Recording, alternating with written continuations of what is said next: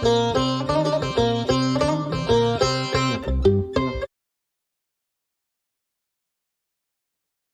everybody, welcome to another edition of SAMA, Seattle Circuit Music and Art.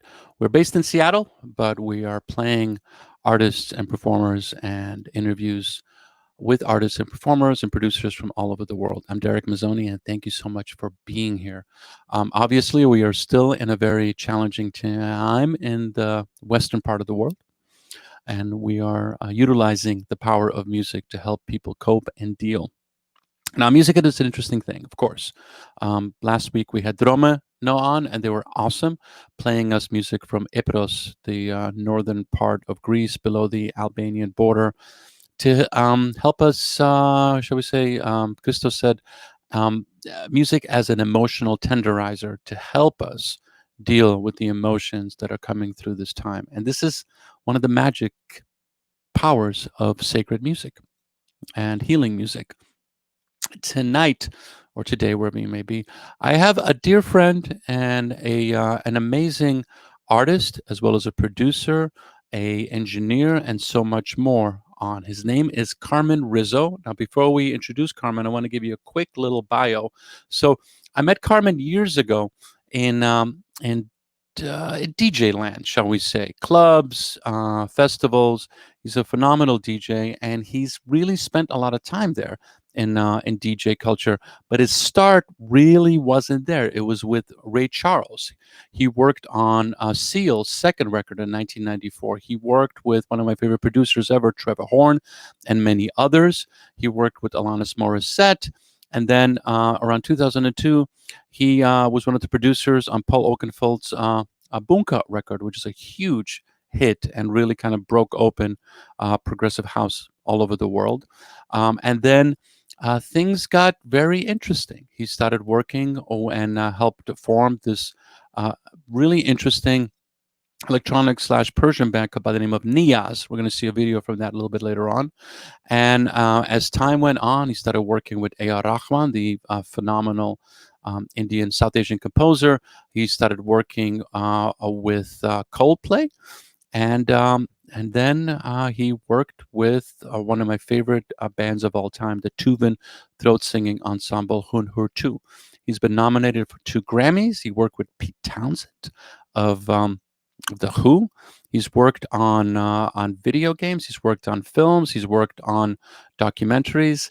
He is an amazing person, and he's absolutely perfect for what we have right now for Sama. Welcome, Carmen Rizzo. Wow, that was really nice, Derek. Thank you. All Nice. deserved. I mean, goodness gracious, Wow. it's like Nice to be here. It's I forget what I do, so it's nice to be reminded. that is a good thing to have because we both know many people. They never forget what they do. They'll tell you about it every time you see them. So No. that's quite a gift. You're very busy, and you've had a really interesting evolution to your music. You were in a studio, you worked with a whole range of different artists, you started producing work. So I wanted to just get a little of your background from you. Like, what's your journey? How did you go from these early artists, Ray Charles and such, to now working with a whole bunch of really interesting and eclectic musicians that you probably didn't even know existed when you were working with these other artists earlier? Yeah, I don't know how far back you want me to go. So Go back. Go back. So I'll try to make it short to the more current time. But I was very fortunate that my mother was a music teacher, piano teacher. She was the music director at a Catholic school. So I was around music at a very young age, and I was playing drums, and I was in bands at an early age in school. But I really wanted to be a pro baseball player, and so I, after a while, gave up doing music and tried to pursue baseball, and got pretty far, from my knowledge. And then I realized I wasn't going to go any farther, and I said I want to go back into music, but I didn't want to do music as an artist or even a musician. I wanted to learn engineering and production and the other side of the glass. So I went to a school in San Francisco where I grew up, and I was probably the least likely to succeed. And then I moved to Los Angeles with $1,000 in the 80s. I'm showing my age. In the mid 80s. And I was working at a studio called Westlake, which is still one of the biggest studios here. And I was a janitor in the morning and a runner, like a gopher during the day, getting food and things. And then at night, I would just sleep at the studio, learn from the technicians, engineers, musicians. And that's kind of what really schooled me.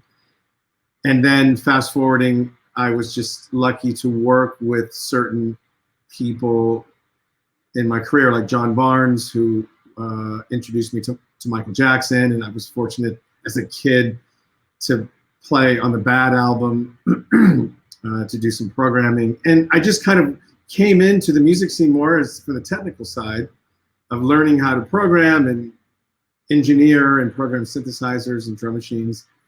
And then fast forwarding of making records as an engineer and mixer and such. Then I met Wendy and Lisa from Prince's band, from the Revolution, which I really owe an awful lot to, because then we start recording together and doing stuff, and then they introduced me to Seal, and then I owe a lot to Seal, who's to this day a very, very dear friend of mine. And we see each other 2-3 times a week, and and they had said, hey, have you heard of this artist called Seal? And I said, not really. And he had a hit called Crazy, but it wasn't really a big hit here.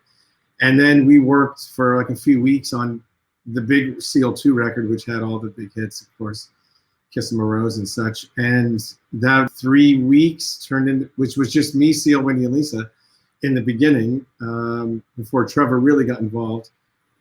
It turned into 3 years, and I co-wrote a few songs and engineered and mixed and did a bunch of stuff. And then it parlayed into a really nice career. But probably one of the reasons why I'm on your show is the ethnic side in the world music. And and I guess that part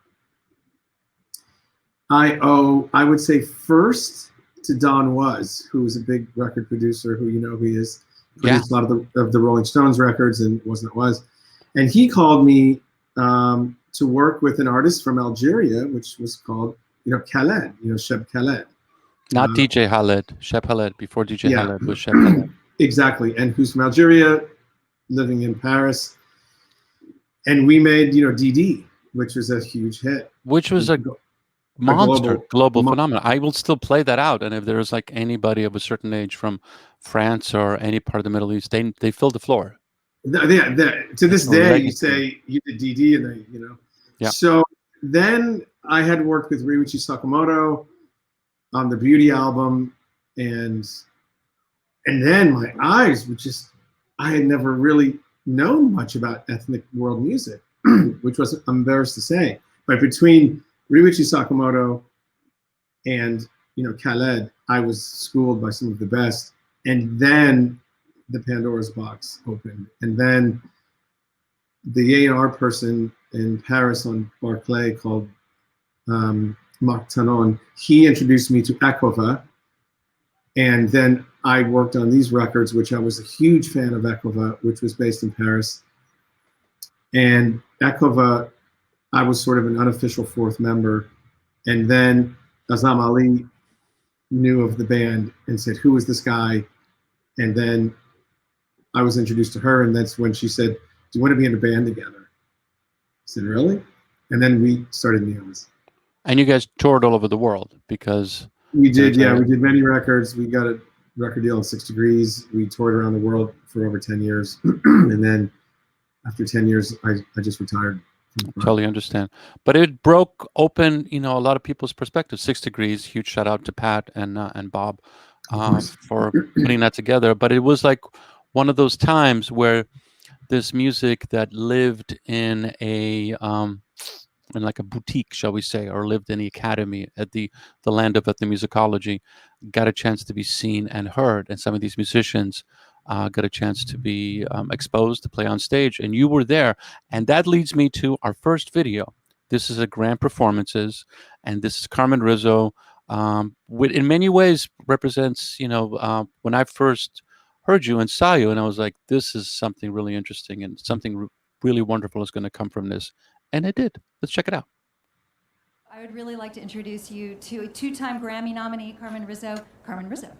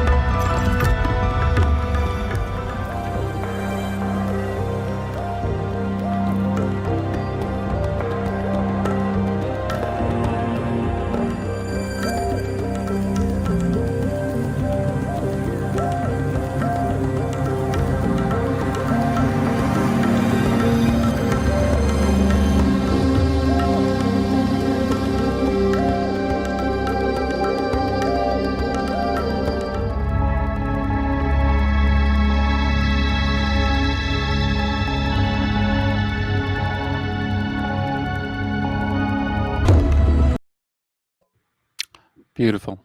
So, Thank you. the thing that changed for me with you, um, you know, DJs, producers have been sampling for years and years and years.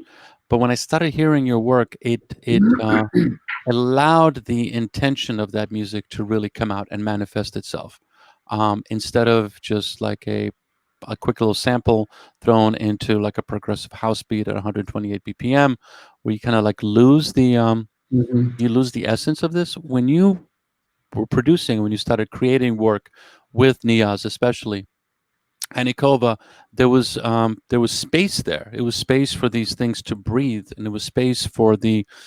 This might be, I don't know, it might make you feel uncomfortable, but it's like you kind of came in there as an alchemist, and Yeah. you added certain levels, certain things, but the thing that manifested from that, the thing that kind of like came up and became, um, um, the essence of that thing really flowered. It wasn't just like, we're going to put you in this little pattern and like bootu, bootu, bootu, bootu, eh, la, la, la, la, bootu, bootu, bootu. Yeah. It's like you had space in there. Was that your work with Sakamoto and Trevor Horn and others that manifested itself, or was it just like something that you felt like you needed? Tell me that story. How did you make Well, that sound? I would say I learned a lot from Trevor Horn, that's for sure. In many, many, many years, I was working with Trevor on Seal and Wendy and Lisa and many other records and films. And one thing I learned from him was space, was trying to create space, but also the work was done in the recording, not really in the mixing. And I think a lot of the generation back then, a lot of the work came in the mixing, were like, 3-day mixes, where with Trevor, the mixes were, anybody can mix those records. They just threw the faders up because the work was done in the recording. Ah. So that was the all the labor. But in the sense of, let's say with Niyaz, I'm really proud of those records, because when I listen back to those, it was a really beautiful example of how chemistry of 3 people just came together, which maybe shouldn't have musically. Why? But it worked. Well, because they all did something very different prior to that. I mean, Rahman was doing very ethnic, organic records a certain way with Accident of Choice, and Azam was doing her thing, which with the voice, but the production wasn't that progressive, really. I mean, there were great records and they were really beautiful, but she really was pushing to do something different, right? And we were all kind of putting ourselves in uncomfortable situations to challenge each other. And when I think about some of those songs that would she would come with this idea that was nothing in the sense of very minimal, you know, not developed, I should say. And then I listened back to the records, and this is going to sound silly, but I think I just didn't really know what I was doing. I was just doing it and just doing it, and it just worked. I don't know. It did work. It worked. Those were very successful records, and it's like, and they worked in many different levels. This is the thing that was interesting, because when you think about this music, it's like, what's your entry point to this? Is it a cafe? Is it on the dance floor? Is it the chill out room, per se? No, and I'll tell you a story about that, because neither of us wanted to make a classical record, you know, because there was many Iranian or Indian classical great records, and neither of us musically were at that level anyway, really, and we didn't want to. So we were always challenging ourselves, but it was hard because we would find ourselves in the middle. Is it we couldn't please the classical purist, and we might not please the techno, you know, Berlin side of it, maybe. Yeah. So I was always wanting to attract a newer audience. I wanted to go after the Starbucks coffee bean and tea leaf, the sort of yoga person who wants to be educated in this kind of music, but didn't know where to go and where to search. And this was an entry level because it was very good. It was done very tastefully. And prior to that, no disrespect to other artists, but it was not easy to find well done, tasteful music of East versus West. And I think that we really opened up the door for a lot of other artists to make records like this, because there was some really cheesy, bad music that was trying to do that. Sorry. No, and I think we did it really tastefully. Completely. We all remember the Buddha Bar 5th, 5th, 6th, 9th, 12th. Yeah, there just was some stuff that was just phoned in that was just not good. And it was, you know, some was good, but often it was hard to find musicianship, really good production, and being original. Yeah. Okay. Let's hear. So let's change it up for a second. Let's hear Niyaz right now, because I want people to have a reference from that, and then I want to talk a little bit about some newer projects, because you know, the thing that changed is that after Niyaz and you got popular, people knew about this because people wanted this, and the fact with Niyaz, you guys were touring all over the world, so people got a chance to see you and hear you, and they wanted a piece of that. So let's see some Niyaz right now.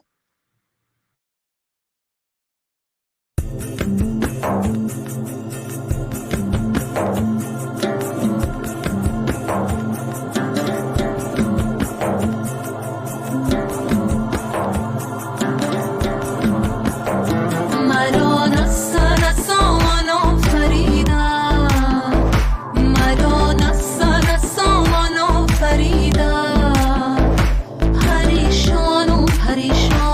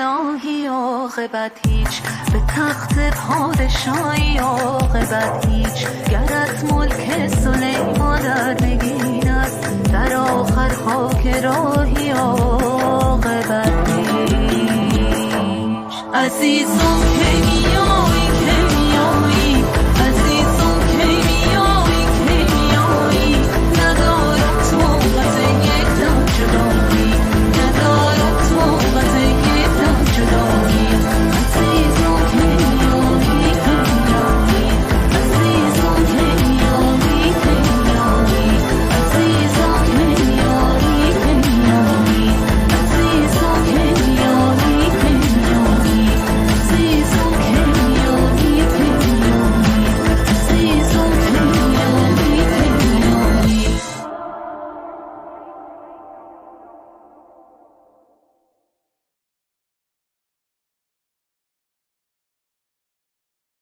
All right, Niyaz.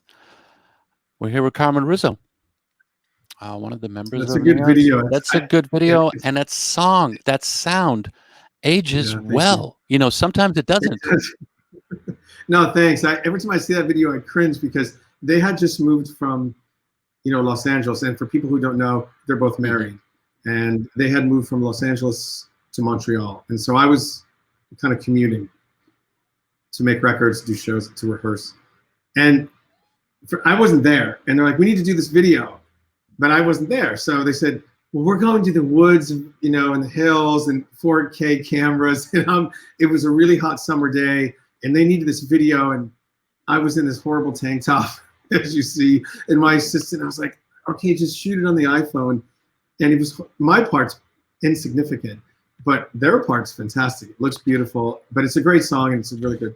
Your part's not insignificant. Your sound is really. Well, in the video, it's the insignificant. glue. Yes, yes. You're sitting, you're chilling, you're playing your little keyboard, Yeah. and it sounds great. Thank you. But that sound, I played that in DJ sets, I played that on the radio, and people are asking, like, what is that? And people know Niyaz, and they're even looking for more of that. Like, it feels a bit like that particular sound when it came. It was like pre-pandemic and pre the insanity we're in right Yeah. now. But that sound is really powerful because it is. We spoke about this before. There's there's all there's various genres. There's like ambient and others which help you chill out and help you deal with this. But then you can chill out too much, and you want to move. You want to get some energy moving in your body, and that works. Like the energy around it, it has like a particular sacred intentional quality, and then but yet you're moving your body, you're moving together, you're dancing, whether you're in a group, which you can't now, or virtually. There's movement that can be shared there, which is interesting because you've never really left a dance floor. You're No, you're thank you. Because I think with those records, there weren't a lot of looping and sampling. It was all performance. I mean, I think some of the magical moments is in the production of how we treated things or how I treated things. Azam always had a great vision. She's a fantastic singer. It was just really a wonderful trio. I mean, it was one of those things. It's almost like a ball team. Some players who might not have been successful, but you put them in a team and it's magic. And then it works. Yeah. Back to baseball. Back to baseball. Even though I'm playing tennis now, which is not a team sport. So, yeah. Two people. Let me ask you. So you're busy. You're working on a bunch of things, and you've got a new project with Miriam Ben Amour. It's going to be on Sama next week. How did you guys meet? How do you approach projects like that? Miriam is just, this woman can move mountains with her voice. I don't say that very often. She really is a godsend. I am so grateful that she found me. And, often when I'm fortunate to work with new artists, you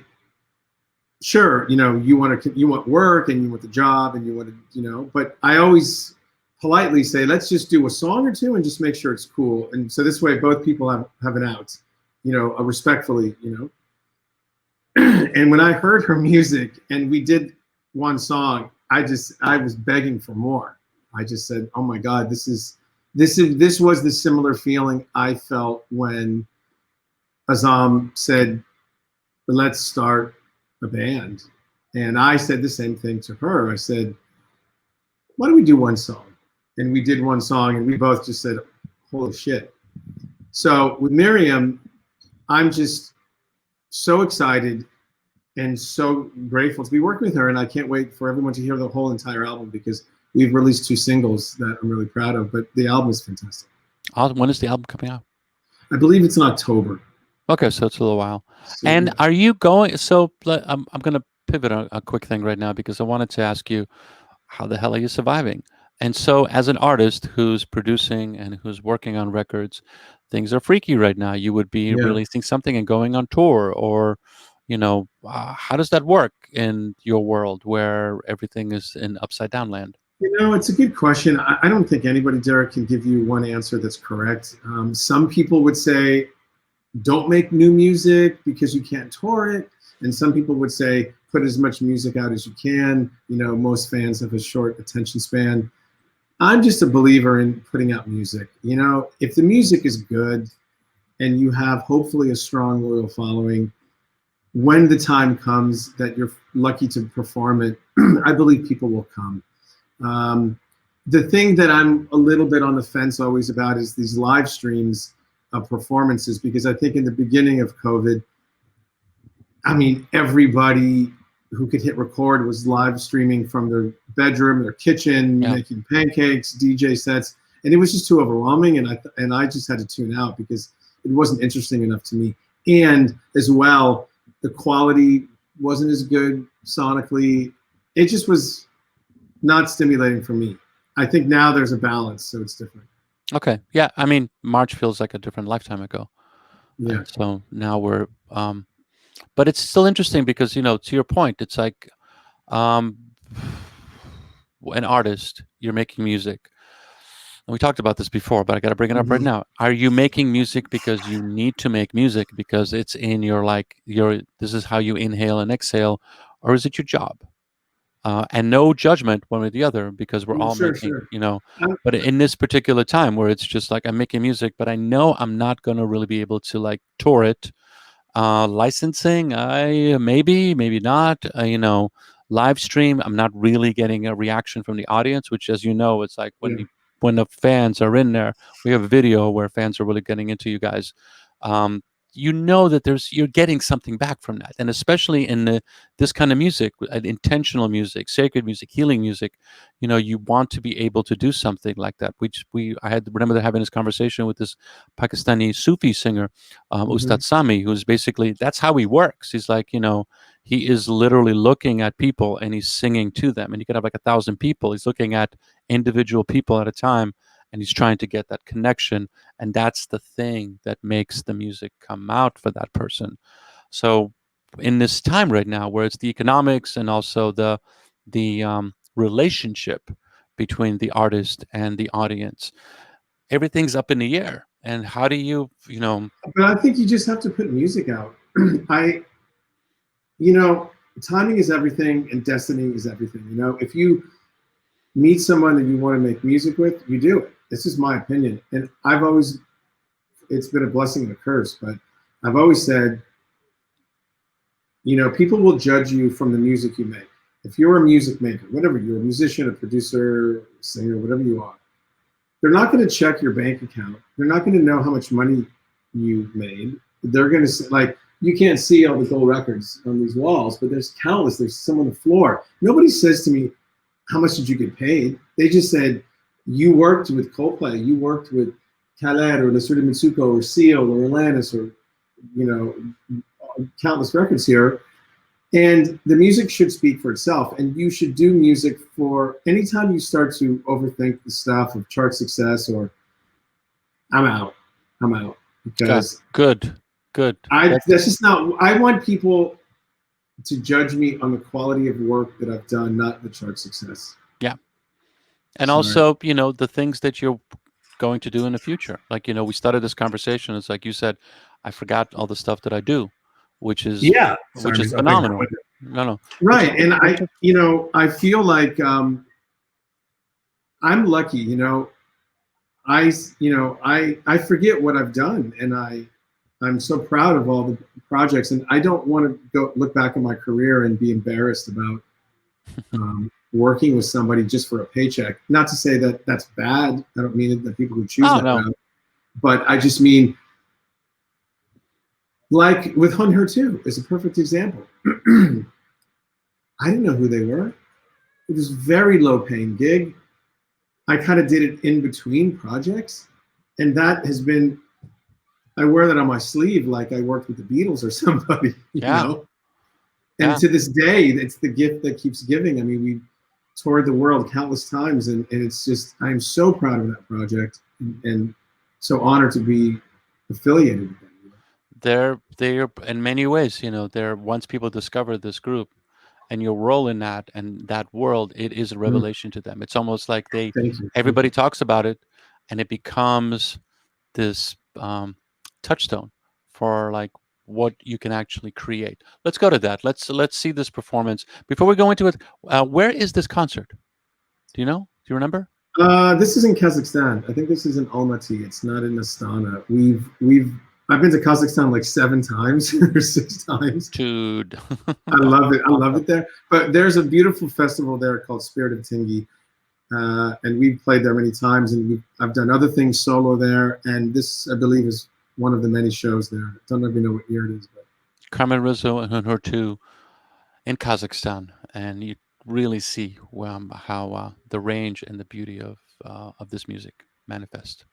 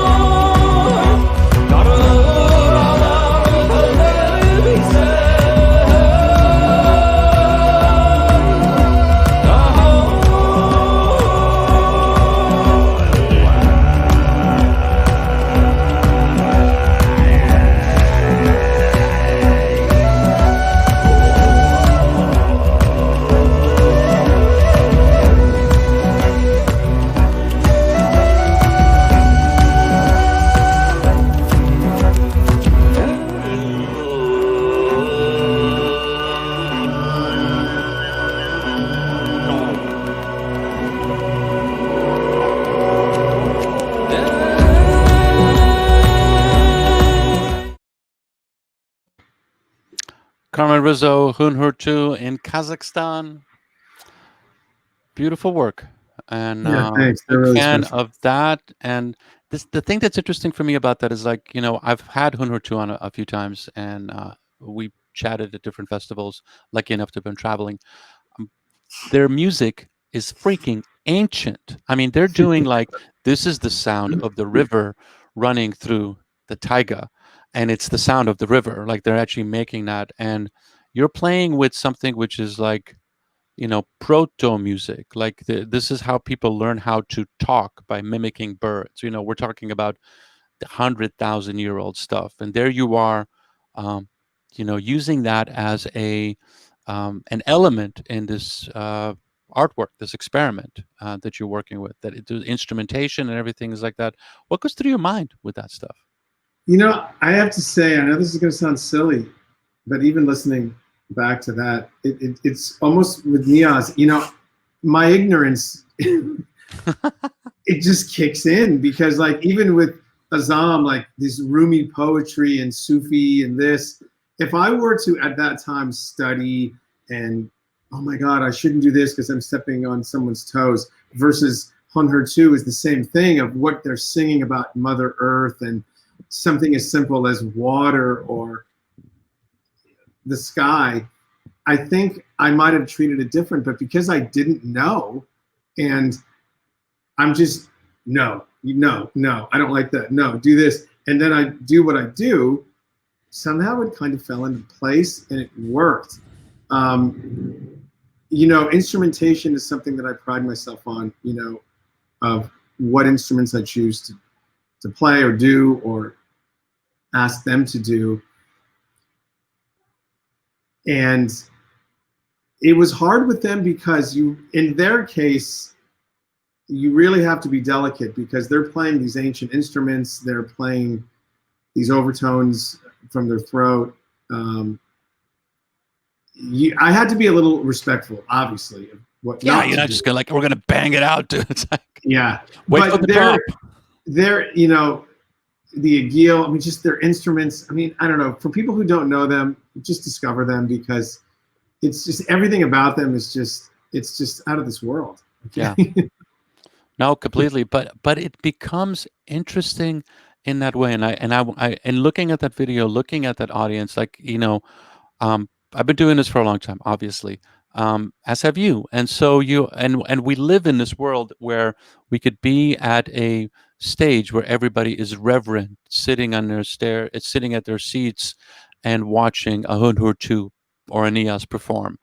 But when you're listening to that, especially with those overtones and the gil and all these instrumentation, and you're moving your body to that, you actually experience it in a different way. And almost, I've done the work on this, is like, that's the way it was meant to be. You're like, you were supposed to move with this as you were listening to this thing. And so right now in this space, there's this, like, I call it boutiquing, where it's like this music global world, it sits on a pedestal, and it's almost like it's never changed. Like, it has to be, we have to sit in reverence of it. And it's like, no, it's got to, we're all human beings. We need to move with this stuff, because that's really where the healing part of it really manifests, because you're feeling it in many ways. You're just not like hearing it, you're actually experiencing it. Which fully. is a good point of view, because I think for a lot of this sort of spiritual, ambient, ethnic style of music, it's really more what you feel than you hear somehow. And whether it's the voice or the instrumentation or the choice of instruments from the Middle East to Asia to South Asia, etc. Some of these instruments, from the agil to the sarangi to the voice of how they sing, to someone like Miriam, which is, her voice can move mountains, it's just this sound that it's different than seeing, like, a rock singer who also is a great singer, but it doesn't quite move mountains that way, It's just different. I mean, I remember doing our first show with Niyaz was in India, our first show ever. Wow. Was opening up for Abida Parveen, the Pakistani Sufi singer. And she was sitting down. Yeah. She's a Qawwali singer. Yes, talk about move mountains. Like I couldn't speak. Like I'd never experienced that. We're in Delhi, and we're opening up. This is our first show we've ever done. We flew from Los Angeles, and I'm listening to her and watching her sing. I was like, "There's no way we can," Anyway, it was crazy. That's a beautiful story. But you Yeah. got up on stage and you did your thing. And it's like, Yeah. I think especially now, one of the reasons that we're doing Sama is that music, that intention is so freaking needed right now. A Absolutely. rock band is not really, it's great. And it's not a judgment call, but the confusion and the apprehension that's going on right now, you need a different drug. And that is a sonic drug or a sonic tincture, shall we say, or whatever, that help you get through the day to day as the news gets more interesting. I'm not going to like politicize it, but it's an Yeah. interesting time. And it's like, and the music that we're creating and the stuff that we're doing really speaks to that need and for that audience. And the thing that I really find interesting with your work is that there is a visual component, and we're going to see some of your solo work in a little bit, but it's also a movement component. You never really left the dance floor. I mean, you're making ambient music and you're creating these kind of textures, but I've seen you DJ. You're still connected to the floor, and so then therefore you're connected to multiple generations at the same time. Well, and I think I like to create rhythm, and my workflow always starts with rhythm, and rhythm doesn't have to be beats. And Exactly. And that's something that I think people tend to forget. And I also want to say, I think because of what's happening in society and the world, people are discovering or rediscovering ambient music or healing music, whatever you want to call it. And often it relays to different regions of the world, which allows you to discover a part of the world that you might only think a certain kind of music comes from. Yeah. And that's beautiful because it doesn't pigeonhole music. And also back to rock singing or rock acts, I think it's also good because you're seeing certain people dive into music that you wouldn't think they would do. And they're doing often a good job. Yeah. There's a curiosity, and there's also, I mean, once you hear it, you want to play with it. It's kind of like we've all grown musically. We've all grown, in cuisine. It's like once you've had Indian and Thai, it's not like you're going to go like, I need it again, Sure. And the same with music. It's like, I love that particular sound that I grew up with when I was 16 and 17, but I need to keep evolving and moving. Exactly. And this feels like, you are one of the reasons I wanted to have on here is that you've been one of those catalysts that have let people know more about tuba. Like, they would have had no idea what was going on. They have no idea about this. It would have just been like, I don't know what I'm looking at here. I don't know what I'm hearing. And you play a role. Well, also, and it goes connecting. back to Dead Can Dance or the Cocteau Twins or Echo, where people are singing in made-up languages. Then, Sugar Ross comes, and then they are huge, but that's been going on a long time. Yeah. It's just people didn't know about it. So let's see this is a really interesting video with A.R. Rahman. Like it's a textural video, but I wanted to play this and I wanted to find out more about some of the work that you're working on right now and things that might be coming up in the future. Let's see some of Carmen's solo work.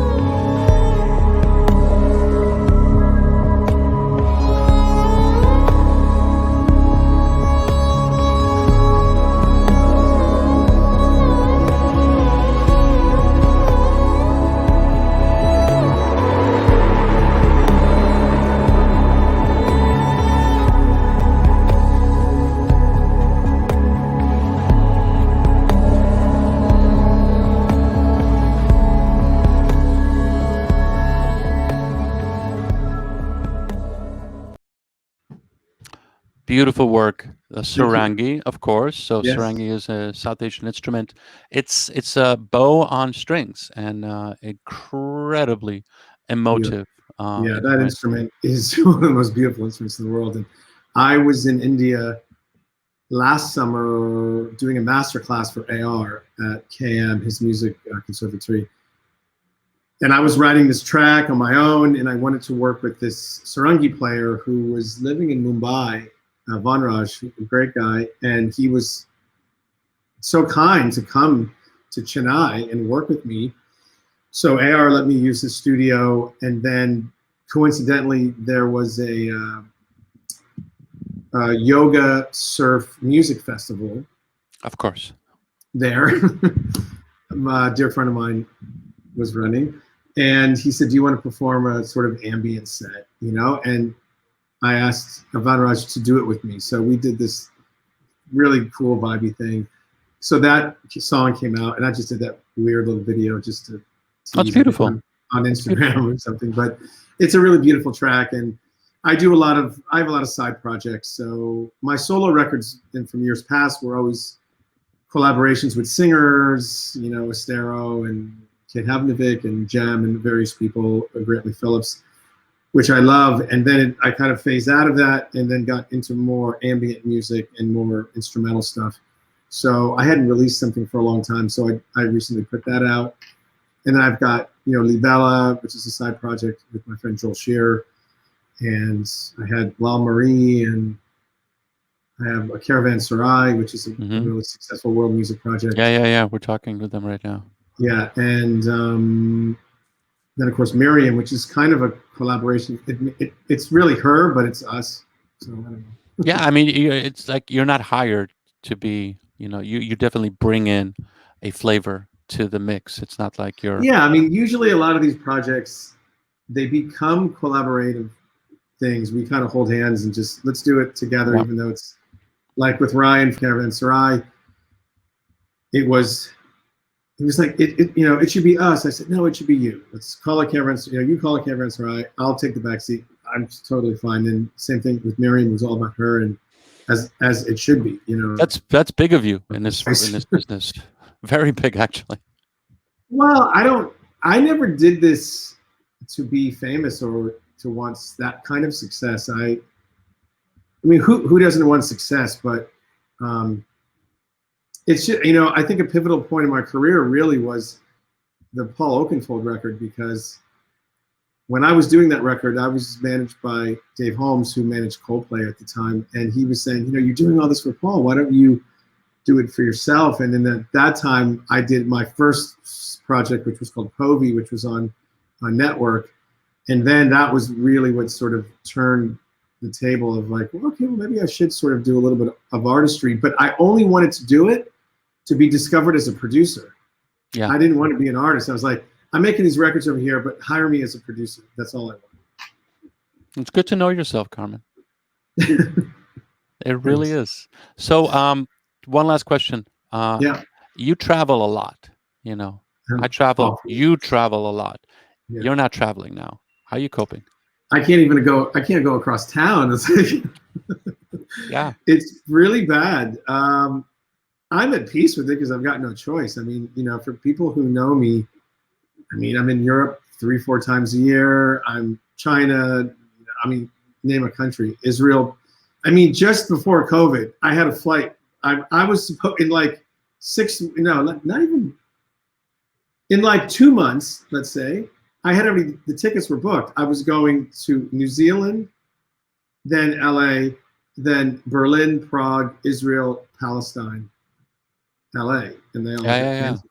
And that was just in 6 weeks. You were in Ramallah for a little while, and most people don't get to Ramallah. No, I was in Gaza. Wow.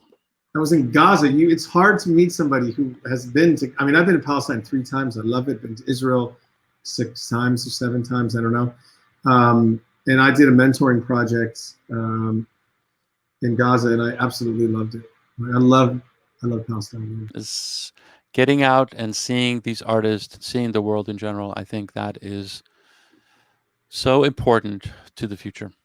It's the best form of any sort of education, and that really, just to kind of come to a closure, I would say that the best education I really ever got, Derek, was traveling to places off the grid. You know, Sarajevo, Herzegovina, you know, Macedonia, you know, these Kazakhstan. Kazakhstan, you know, Gaza, remote parts of Israel, you know, beautiful, beautiful places, meeting incredible people, incredible musicians, Turkey. This was the education I couldn't have paid for. Oh, there's no way. Where would you go? It's like what How school would is you do offering it? out. Yeah, Yeah. how would you do it? Carmen Rizzo, you've succeeded at life, and I know that you're just getting started, and that's the best part. We're all looking forward to seeing and hearing more work. Thank you for joining us here at Sama, and we're going to be having Miriam Ben Amour, your most recent collaborator, partner, Yeah, sure. Project, yeah. fellow artist, fellow project mate on. And then in the near future, we'd love to have you back on because I know you're going to have new projects as you always No, do. thank you. And, you know, Derek, I just want to say by closing, and I'm not just saying this, you've been such a supporter of mine, but more a supporter of the underdog in global music. I mean, you've really been a champion for so many wonderful artists around the world from your show on KXP and the countless work you do. It's not forgotten because, you know, it's people like yourself that champion good music that need to be heard. So I speak from a lot of people. I just want to say thank you. Thank you, Carmen. That means a lot. Be well, stay safe. Thank you. I And will see likewise. you in one form or another relatively soon. And thanks again once more. You can find out, of course, more information about Carmen. We have a link right here to his website. Look for Carmen Rizzo. Anything you need is there on YouTube. The man is busy and he's championing artists and artisans and countries and regions and tiny little funky places throughout the world that need to be seen and heard. Thanks for everybody for being involved in Sama. Back next Thursday. This will be archived, of course, for forever. We're huge shout outs to Seattle Theater Group for partnering with us on this. We're going to be part of Global Music Month starting on the 29th with about 60 other various festivals. Live streaming more about that in just a bit. And thanks for everybody. And we'll see you soon. Peace. Thanks.